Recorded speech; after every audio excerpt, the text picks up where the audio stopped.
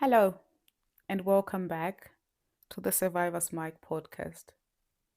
I'm your host, Posh, and it is so lovely to be back. As you may or may not know, last week we had a big event, if you're a Christian, and we just got to celebrate the death and the resurrection of Christ Jesus. And it's just really that time in that season where you get to embrace how much it means to be loved by someone that you most likely might not be able to love back. And so it's a time that helps you to reflect on life. You take some time, to look at your life and to get to appreciate what is around you, right? Which really takes me to talking about love today.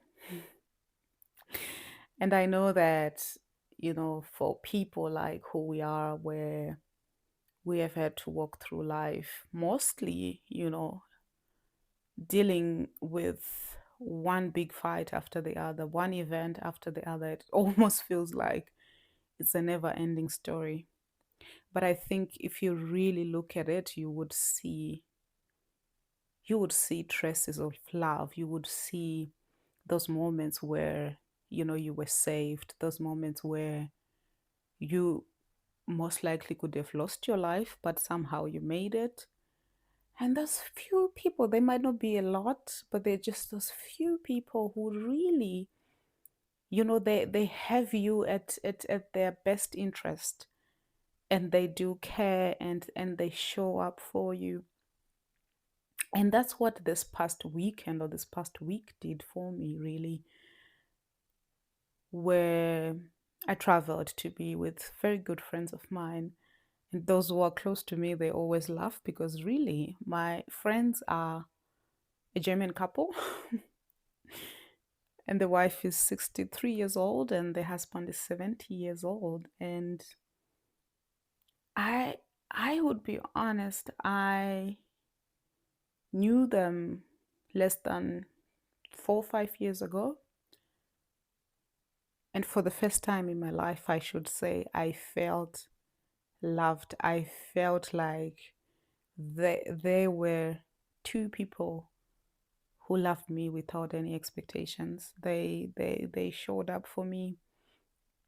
They supported me. They sent me to school actually, and they would definitely hate this episode. So I'm most likely never sharing it with them because that was never their intention. And they are just no social media people. If you know Germans, you will know that about them. And but they're just people that I really appreciate, and I have no intentions to keep on talking about them or name their names. But I was at their place, and I got to play with their grandkids, and their children are also my age, and some of their children are already married. But it was just really that environment that, people like us, this to be true. We have seasons. It's like a turbulence, right? There are times you want to be around people, and there are times you don't want to be around people. Or if you are like me, you associate with your partner, right? If you have a life partner, or you're married, or you're in a relationship, you have that person and only that person.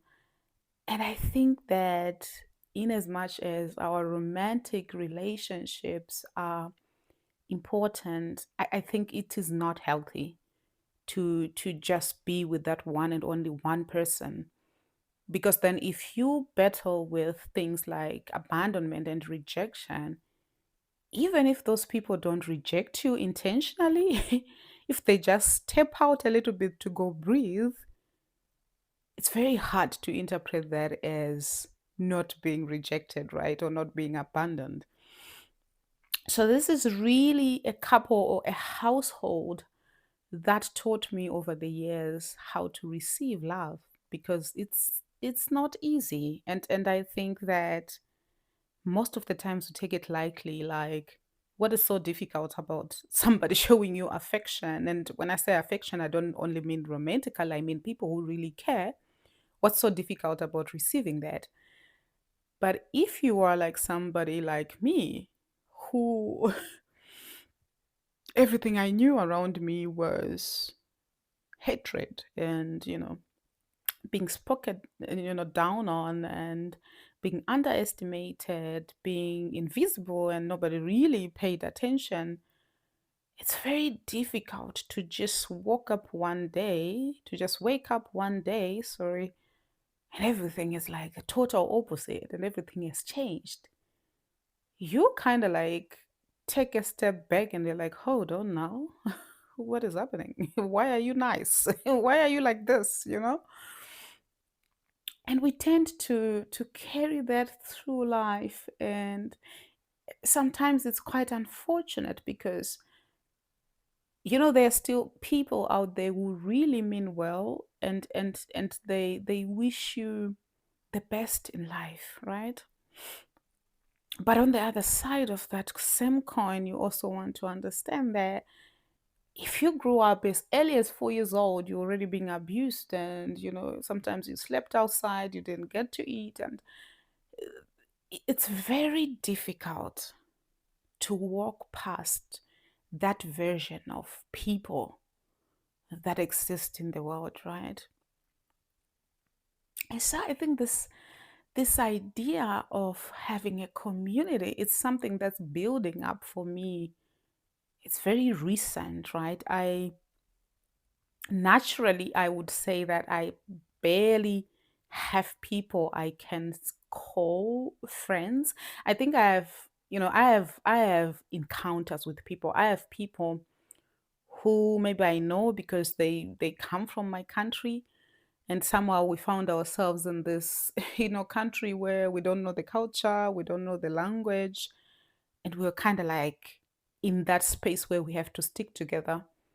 But you clearly know that they are not your friends, because if life is going well and everything is fine, you never get to hear from them. And if something happens along the way, then you get to hear from them. But it goes both ways, because on my end, I also do the same. If there's nothing to talk about, and there's no reason to meet up with people, then cool, we can just keep up with that. And I really don't say this to say that it means people are mean. I think this place has shown me that it's very easy to lose yourself because you get to work a lot and you're alone, and your family is my family literally is 17,000 kilometers away from me. Like the city that I live and the city that my father lives or works in. That's how far it is. So initially, I used to feel like, "Oh, if I never text so and so, they never get to talk to me. If I plan, I naturally for a long time didn't plan birthday celebrations, right? Because I just felt like, "Oh, that and that on that on that on will cancel last minute," and I hated it because most of the cancellations were, yeah, my boyfriend this, oh yeah, I'm gonna go on a date with such and such. It almost felt like I'm not missing this for you. I know you already. You are one of my girls, or you come from my country, so what? And I had to train myself to take it as it is, and also to really not rely on people, which this, I don't know whether it's a good thing or it is not, right? Because again, there are also people who really mean well, and they will take their time to be with you, to be in your space, to kind of like provide that presence of human beings. Because again, as a people, there's no way that we'll be able to exist without other people. This is just not possible. And I think much of things really going wrong on a mental standpoint is just that lack of association with others. I think even psychological, on the scientific level, this is proven, right? I think there's a study that shows that people have a hard time being, closed up in a room on their own. What happens when you're just in your own space? And again, this is where all these other events are flocking into your mind, right? One after the other, since you were God knows how long. I know my series of child abuse or traumatic experiences, as far as I remember, started around the age of 4. And that's a long life, right? And then it comes flocking in your head all at once. So we are in that space where we feel like, oh, I want to be in my space. But there are also, for me at least, times where I really need to be around people, because again, I don't know if you can pick it or not. I'm highly social. I enjoy talking, I enjoy interacting with people and stuff like that. But again, at the same time, there are also environments that I've already concluded that they are not healthy for me. Hence I work overtime to avoid spaces like that, right? But really, it's just being in this space where you get to do, and it's not like we spent the last 4 days doing anything, significant or life changing. It's basically playing around the house with grandkids, playing hide and seek, playing little cards, and games, eating, obviously, which it's really basic things that you get to do here and there, getting to have conversations. And I think I would say for me, it was really the first time that I got to be allowed to sit on a dining table and I get to share my mind and I get to share my experiences, and I don't get frustrated about being judged, or do I have a filter? How far can I go? What exactly can I share at this point? Which all of those things are very important to do, because it's not everything we get to talk about, with whom and at what time and point. So I really appreciated that space of being shown love. I really appreciated the idea of being part of, the household I grew up in. It was the most foreign thing ever. We spoke and this is very weird, right? Because we spoke the same language in the house. We ate most likely enjoyed the same food. We shared that household, and nothing was kind of like foreign in that place. But yet I didn't feel like I belonged there, and I worked so hard as a teenager to find a way to leave that household. And now I'm in a whole different continent. At this point, I don't call them strangers, right? But basically, if you want to be blunt about it, these are people I never knew my whole life. But I'm welcome in that space. I get a room of my own whenever I'm there. I sit on that table, I share my mind, and I feel listened to, right? And for them on the other side, it's really their first experience to be around a foreign person trying to make it in their own country. And they get to know how difficult it is, and they get to compare my experiences compared to what they see on the news, right? And it's just really something that made me to be so, so, so grateful, right? That it might be tough, and sometimes it is tough.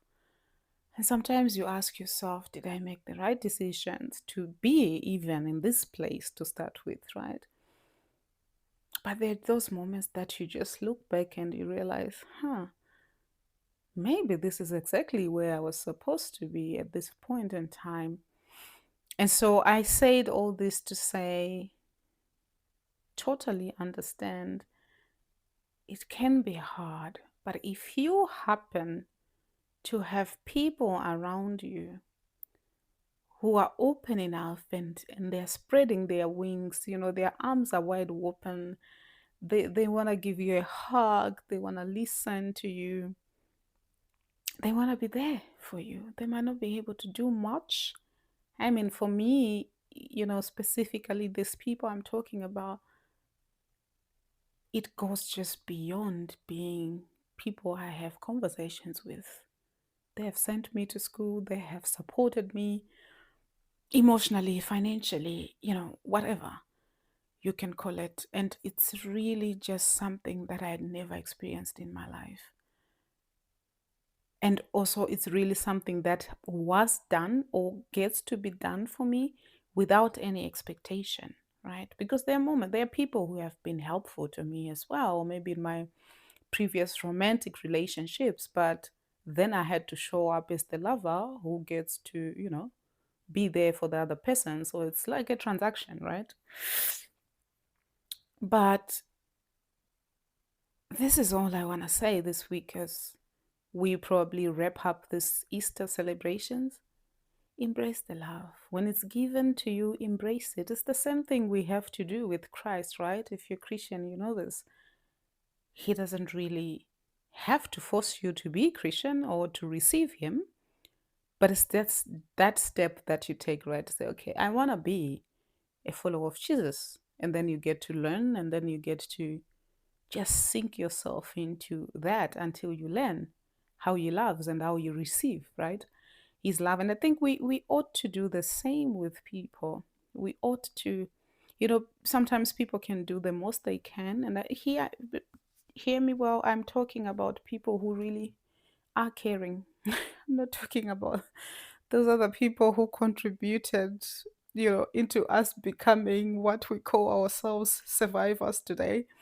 I mean, really, people who mean well, and people who, even in those moments when they don't understand the dynamics of your life, right, and what it means, at least they are willing to hear you out, and they are willing to listen to you and get to know what exactly it means to live your life, right, to be you. So that's my message for this week. Take it in, embrace it, receive it, and just let your guard down for once. And I know it's not easy. I'm not just, talking out of talking. I know this is not easy. This is not easy. But I wish you the best as you try that out this week. I'm your host, Posh, and I'll see you next week.